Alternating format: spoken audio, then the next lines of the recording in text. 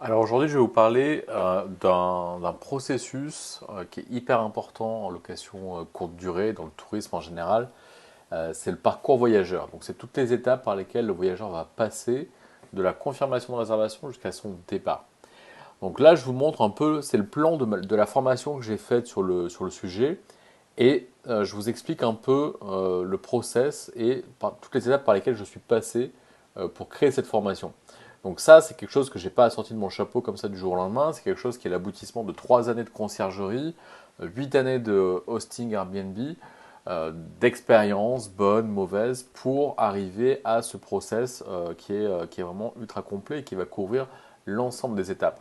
Donc le processus voyageur, c'est ce qu'on tout le monde connaît comme le avant, pendant, après, dans une expérience, dans un séjour, qui est là détaillé en 6 étapes, 6 grandes étapes, la confirmation de réservation, avant le check-in, après le check-in, avant le départ, après le départ, bien après le départ.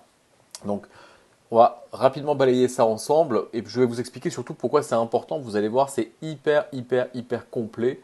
Je ne sais pas si vous aviez idée de à quel point vous alliez pouvoir travailler et couvrir des aspects de votre activité grâce à ce process. On va se concentrer déjà sur la confirmation de réservation. Euh, la confirmation de réservation, ok, vous envoyez des infos, vous avez un logiciel ou pas, un PMS ou pas, vous envoyez des infos aux voyageurs. Vous dites, voilà, vous avez réservé tel logement, etc. Ok. C'est important à cette étape-là de vous présenter, de dire qui vous êtes. Le voyageur réserve sur Airbnb, sur Booking, sur HomeAway, euh, peut-être sur votre site direct, tant mieux, mais potentiellement il réserve sur une de ces plateformes. Il ne sait pas que derrière c'est un hôte, c'est un propriétaire qui a plusieurs appartements, c'est une conciergerie. Donc c'est important de commencer à introduire votre marque et à amener votre ton, votre ADN et dire qui vous êtes et dire qu'il y a un humain derrière cette activité, derrière ce logement qui a été réservé. Dès cette étape-là aussi, vous allez pouvoir commencer à préparer le terrain sur votre check-in. C'est hyper important. J'ai vu trop de propriétaires qui me disaient Romain, il y a un vrai cauchemar, c'est les check-in sauvages, les voyageurs qui arrivent avant l'heure, qui nous imposent quelque part leur propre façon de fonctionner. Euh, donc dès cet email-là, c'est important de travailler ça. Et pourquoi pas commencer à aborder la notion de hey, au fait, je vous propose des services en plus. Donc, je peux vous apporter une vraie valeur ajoutée en plus de l'hébergement. Après, on va avoir le avant de check-in. Donc là, on est vraiment sur une étape qui est cruciale pour préparer l'arrivée, pour éviter la confusion. Je me suis trompé d'adresse, je ne trouve pas l'immeuble, je ne sais pas où est la boîte à clés, qui va m'accueillir pour le check-in, est-ce qu'il faut aller chercher les clés quelque part. C'est un vrai cauchemar. Là, c'est vraiment l'étape sur laquelle il faut travailler pour éviter ces problèmes-là. Euh, Organiser l'arrivée, expliquer les avantages aux voyageurs. Par exemple, je sais qu'il y a pas mal de gestionnaires, propriétaires, qui peuvent avoir des commentaires où le voyageur va dire ok, très bon séjour, bon, on n'a jamais vu l'hôte. Bon, il y avait personne, on n'a jamais rencontré les gens, etc. Oui, forcément, si vous leur expliquez pas avant que c'est comme ça que vous fonctionnez et que ça a des avantages pour eux, forcément, vous aurez toujours ces avis après le séjour. Donc, c'est ici qu'il faut travailler ça. Donc, cette étape-là, dans la formation, je vous présente 4 outils pour justement travailler cette partie-là, l'automatiser, mais aussi collecter des infos ultra importantes. Collecter des infos pour vous, arriver à anticiper si potentiellement le voyageur va avoir du retard. Il y a des moyens de faire ça. Récupérer ces informations-là et les partager avec votre équipe pour faire en sorte que l'agent de check-in, pour faire en sorte que, voilà, peu importe, mais pour que vous puissiez vraiment anticiper toutes ces choses-là. Donc, je vous présente 4 outils, 4 solutions. Chaque solution, il y a une vidéo dédiée qui vous montre comment ça fonctionne et comment mettre en place cette étape-là et comment la paramétrer dans l'outil en question. Après, on arrive à après le check-in, donc le lendemain, le premier matin. Là, c'est une étape qui est très souvent oubliée et pas du tout travaillée, qui est hyper importante pour vous assurer d'avoir une belle expérience du côté du voyageur et surtout soigner les avis et préparer aussi la fidélisation et encore travailler votre marque. Donc là, on est sur de la qualité de séjour. Les questions pour éviter la crise, très important.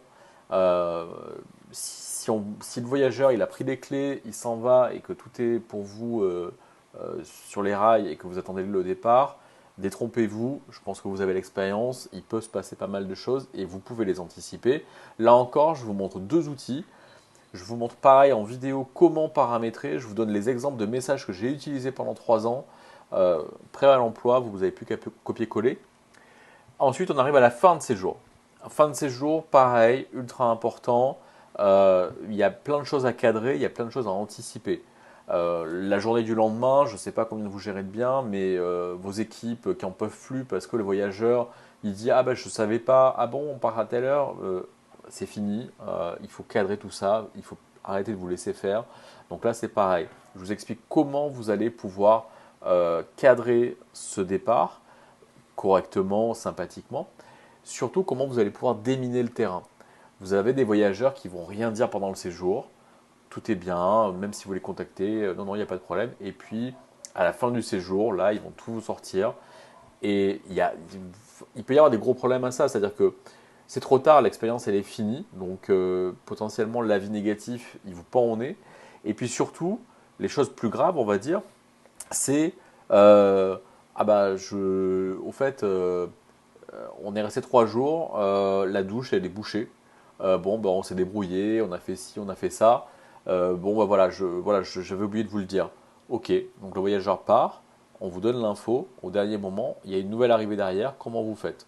Donc, l'idée vraiment ici, c'est d'arrêter de travailler dans l'urgence et d'anticiper toutes ces choses-là. Et encore une fois, il y a plein de moyens de le faire. Donc là, pareil, je vous montre mes messages types, prêts à copier-coller. Les outils à mettre en place aussi, vous verrez, il y a des outils que vous pouvez utiliser sur toute la chaîne. Et comment paramétrer ces messages, comment les automatiser. Et là, vous allez travailler l'amélioration de vos avis et je vous explique comment. Il y a un truc qui est vraiment infaillible et qui est génial avec un des outils notamment. Et là, vous allez vraiment pouvoir déminer le terrain et anticiper la crise, anticiper les problèmes potentiels et sauver les mauvais avis pour les transformer en super avis. Et donc là, pareil, encore une fois, de toute façon, tout ça, à partir du moment où vous le mettez en place, le voyageur se dit purée, c'est génial, j'ai réservé un Airbnb, j'ai réservé un logement, etc. Je ne m'attendais pas à avoir cette qualité de service. Donc c'est vraiment l'objectif aussi derrière tout ça. Ensuite, on passe sur des aspects plutôt fidélisation, marketing. Donc comment bien collecter les avis. Donc même si le voyageur a réservé sur Airbnb, comment faire en sorte de récupérer les avis sur votre site en direct, comment faire en sorte de le récupérer potentiellement sur TripAdvisor, sur votre page Facebook, comment correctement introduire vos réseaux sociaux. Et là, pareil, je vous partage les messages que j'ai pu utiliser. Et enfin, on va finir avec une dernière relance.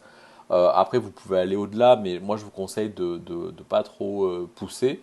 Donc, une dernière relance, mettre en avant les avantages à réserver à la réservation directe. Encore une fois, marketing, amener du personnel, amener de la sympathie, montrer que voilà, qu'il y a des humains derrière votre façon de gérer les biens. Vous êtes une équipe, vous êtes un couple, peu importe votre histoire. Mais voilà, c'est ici que vous allez pouvoir une dernière fois ramener cette touche originale, orientée vers ce que vous avez de différent, ce que vous faites de plus qu'une plateforme de location basique. Donc voilà, j'espère que cette vidéo vous a aidé à comprendre l'importance de travailler ce process de communication voyageur. Ça peut vous paraître peut-être compliqué et colossal, mais je vous explique, oui, vraiment pas à pas comment mettre ça en place.